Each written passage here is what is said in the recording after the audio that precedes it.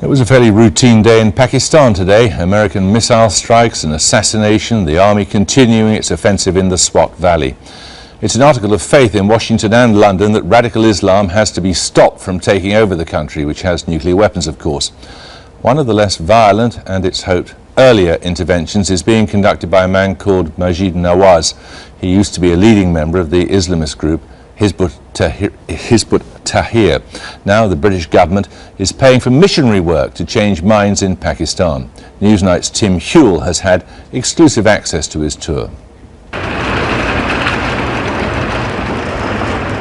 Traffic of many kinds passes through Heathrow Airport. This passenger trades in that most powerful and dangerous of commodities, ideas. For years he spread Islamist extremism. Now, backed by the British government, Maajid Nawaz is heading for the front line in the war on terror to fight the ideas he once promoted. There's going to be a lot of mental strain because, as well as the natural security concerns, there are also concerns about how well the message will be received. Of course, we don't want people to think that we're in any way preaching to them how to solve their problems. His destination? Pakistan, a nuclear power now threatened by extreme Islamism, a country whose problems he knows well, since he helped to cause them. He was here undercover 10 years ago, sent from his home in Britain as an agent of the Islamist party Hizb ut-Tahrir, infiltrating universities, working to overthrow the government and establish eventually a worldwide government of Islam, the Caliphate. Later he came home after nearly 4 years in an Egyptian jail and told Newsnight he was renouncing the party that he'd served fanatically all his adult life.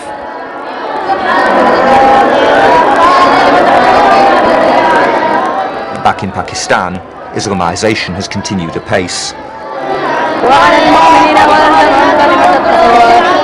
Today, ever more children are forsaking secular schools for madrasas, religious seminaries.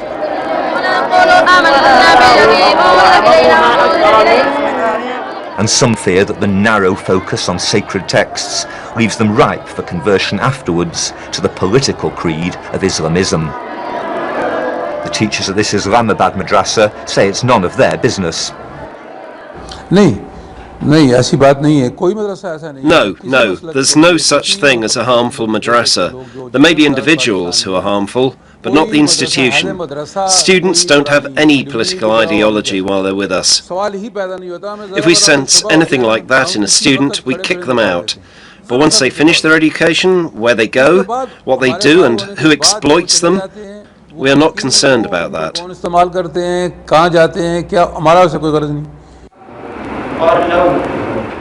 Just down the corridor, a sign of radicalization before they've left.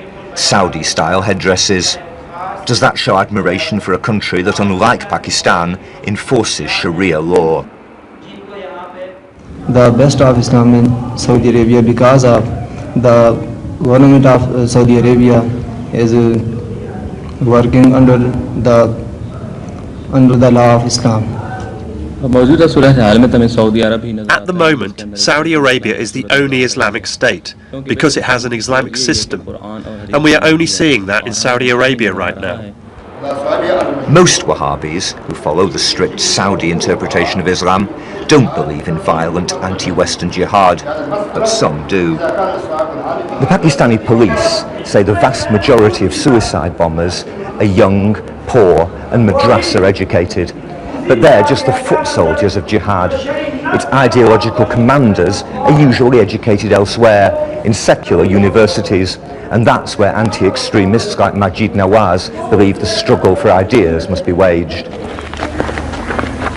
He's inoculating students against extremism on campuses like this, Islamabad's Quaid-e-Azam University, the best in Pakistan. Female dress here has become ever more modest, and students' views, some believe, ever narrower. The vast campus now boasts 4 mosques. The only bookshop has shut down. The students coming in, what one finds is that there has been academic degradation, but also there is much less curiosity about the outside world. You also see that the way in which students dress has changed quite a bit. And so something's happened, something very important, something fundamental has changed. He's invited Maajid Nawaz here to help reopen minds. Otherwise, he fears that even physics students may fall prey to fundamentalism. Unless one engages students, engages their minds, and moves them away from their ethnic and religious and sectarian identities, that's what is going to happen. Because the mullah or the ethnic ideologue, he appeals to something that's very primal. He doesn't engage the mind. In school, they've been programmed in a manner that they've got to obey, obey, obey. Now that's the sort of thing that some of us in the university want to break. We want them to ask questions. We want them to challenge us. Sparking debate among Muslims, abroad and in Britain, is the aim of Maajid Nawaz's think tank, the Quilliam Foundation, which this year received nearly £1 million from British taxpayers. These groups, their intellectual ideologues, come from the university-educated classes. The cannon fodder, the suicide bombers, the jihadists, they come from the lesser educated, but they are the followers. By the time we meet up in Pakistan, he's been touring universities here for more than a fortnight, filming his lectures along the way. The students he meets remind him of how he was 15 years ago. Giving lectures, I've had students stand up and quote to me exactly what I would have been trained and trained others to say through the Islamist narrative. And I've had to remind them that, look, for 13 years I said everything you're saying. Don't talk to me as if I don't know. Some have thanked him for inspiring what he calls the moderate majority.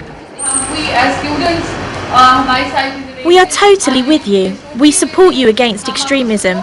As Muslims and Pakistanis, we are always in support of this. Growing up in my hometown, that is until I reached my teenage years. Others claim he's now as extremely pro-West as he was once anti.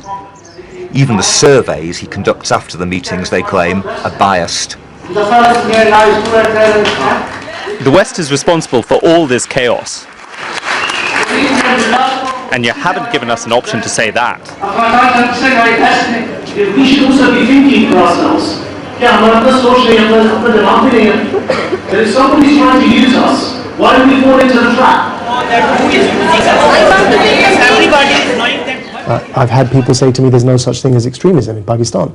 But that contrasts with the majority reaction, who are worried about those very people who are denying extremism, because they are, by and large, the very people that are responsible for most of the extremism as well. And in a sign of Pakistan's growing instability, one event's already been cancelled due to death threats. There is chatter going around about the safety of my person and as to whether I am a target. Now we are taking precautions. In that regard, I'm wearing, underneath my top here, I'm wearing a flak jacket, which should be at least sufficient to repel any superficial or light arms fire attack. The campus cafe at his next venue, Quaid-e-Azam, looks calm enough. But an Islamist student movement, powerful elsewhere in Pakistan, is determined to establish itself here. You arrived 2 months ago. 4 months. Its local leader has agreed, somewhat reluctantly, to meet me. We aren't going and attacking other people, they are attacking us. We are the victims of terrorism everywhere, like in Palestine and Kashmir. The West and India are the extremists.